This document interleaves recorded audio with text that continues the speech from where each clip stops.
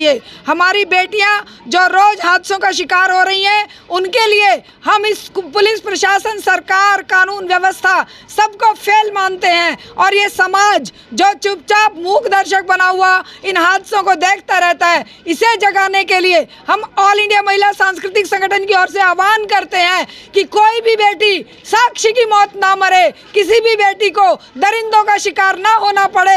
इसके लिए हर एक इंसान को अपनी जिम्मेदारी निभानी पड़ेगी।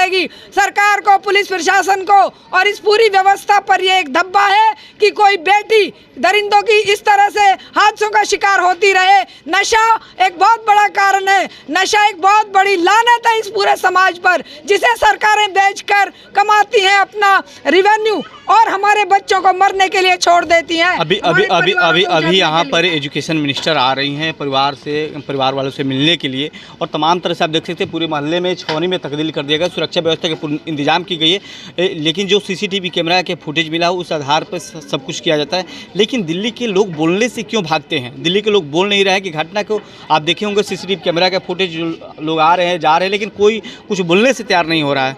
बाबू तुम देखिए, ये ना बोलना लोगों का कसूर नहीं है, इस कानून व्यवस्था और प्रशासन का कसूर है। क्यों नहीं बोलना चाहते हैं? क्योंकि कोई भी अगर बोलता है तो उसको अपराधी से भी ज्यादा सजा दी जाती है और उसका दबाव बनाए जाते हैं कि तुम अपना बयान वापस लो, कि तुमने ये देखा ही नहीं, तुम ये कह दो, या तुमने, वो जो बचाने जाता है वो भी घबराता है। क्यों? अगर कानून का शासन हो, अगर ये उनको विश्वास हो कि अगर हम किसी की मदद करेंगे तो हमारे ऊपर कोई आंच नहीं आएगी, लेकिन आंच निर्दोषों पर ही आती है। गुनहगार चिन्मयानंद और कुल उसके ब्रजभूषण की तरह संसद में पहुंचते हैं, लेकिन हमारी जो बेटियां हैं, वो चाहे वो ये अंकिता भंडारी हो, चाहे अंजलि हो, चाहे हाथरस की बेटी हो, चाहे साक्षी हो, और चाहे ये जो पहलवान बेटियां बैठी हैं, बेटियां हमेशा दोषी मानी जाती हैं। और जो गुनहगार हैं उनको बचाने के लिए धर्म और जाति के आधार पर एंगल ढूंढ लिए जाते हैं।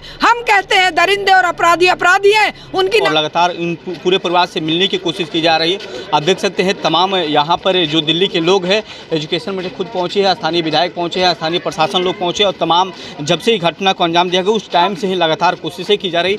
एक एजुकेशन मिनिस्टर, महिला एजुकेशन मिनिस्टर हो, चाहे किसी भी तरह के मिनिस्टर हो, चाहे किसी भी पार्टी के नेता हो, ये तब क्यों जागते हैं जब हमारी बेटियों की बलि चढ़ जाती है? ये तब क्यों नहीं रक्षा करते हैं जब वो दरिंदे सड़क पर नशा करके घूमते हैं? ये सारी पार्टियों की आंख तभी क्यों खुलती है जब कोई मर्डर हो जाता है, हत्या हो जाती है, जब किसी का रेप हो जाता है, तब ये अपनी शासन की रोटियां सेकने आते हैं। पहले इन गरीबों की सुनवाई क्यों नहीं होती है? पहले इन गरीबों के घरों में नशे का जो कारोबार किया जाता है, जो इनके बच्चों को बर्बाद किया जाता है, स्कूलों को जो बंद किया जा रहा है, स्कूलों को मर्ज किया जा रहा है, स्कूलों को बर्बाद किया जा रहा है, उनके हाथ से किताबें छीनकर उनके हाथ में शराब की बोतलें पकड़ाई जा रही हैं, उनको नशे की पुड़ियाएं पकड़ाई जा रही हैं। गरीबों का यही जीवन रह गया कि कोई बोलने के लिए तैयार नहीं है। अभी मैं अंदर जाकर के बात कर रही थी, कुछ लड़के थे, कह रहे जिसने उसको बचाने की कोशिश की ना उसी को पकड़ लिया गया है। हाँ। अब बताइए, जो बचा रहा है उसी को अरेस्ट कर रहे हैं, तो कहाँ से कोई पकड़ेगा? कानून पे विश्वास जो दोषी है वो तो खुले घूम रहे हैं, और जो जिसकी मदद कर रहा है, जो पकड़ रहे हैं उसको, क्रिमिनल्स को, उसको जेलों में डाल रहे हैं। तुम यही तो हो रहा है ना। आप बताइए कैसे कोई बोलने को तैयार है? वो तो डर जाएगा ना, डरेगा तो फिर कैसे वो बोल पाएगा? देखिए, सवाल तो खड़ा होता है जिस तरह से इन्होंने बताया कि जो लोग सवाल करना चाहते हैं, जो लोग बताना चाहते हैं, उन लोगों के ऊपर किस तरह से कार्रवाई की जा रही है। लेकिन ऐसा प्रशासन के ऊपर अभी जांच चल रहा है, जांच का विषय है, और जब तक जांच का विषय